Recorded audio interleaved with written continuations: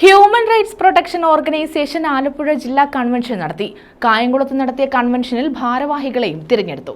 Human rights protection organisation Alappuzha ജില്ലാ convention നടത്തി. കായംകുളത്ത് നടന്ന കൺവെൻഷൻ സംസ്ഥാന പ്രസിഡന്റ് ഹലീമ ബിബി ഉദ്ഘാടനം ചെയ്തു. ഇപ്പോഴാണ് പറഞ്ഞത് സംഘടന വഴി പ്രവർത്തിക്കാം. ആ സാറാണ് എനിക്ക് നോമിനേറ്റ് ചെയ്തു തന്നൊരു സംഘടന. ആ സംഘടന എന്നപ്പോൾ അത് മഹാ തട്ടിപ്പ്, പൈസ എടുപ്പ്, ഒന്നും ചെയ്യുന്നില്ല.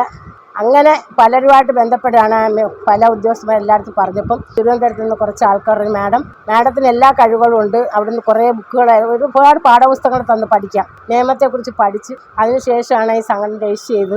സംസ്ഥാന എക്സിക്യൂട്ടീവ് അംഗം തൈൽ റഷീദ് അധ്യക്ഷത വഹിച്ചു.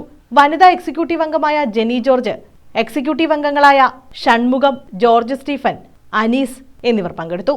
ജില്ലാ പ്രസിഡന്റായി ആറ്റക്കുഞ്ഞിനെയും, ജില്ലാ ജനറൽ സെക്രട്ടറിയായി മിനി സുരേഷിനെയും, ജില്ലാ വൈസ് പ്രസിഡന്റായി ബദറിനെയും, കേരള ട്രഷററായി നൈസാമിനെയും തെരഞ്ഞെടുത്തു.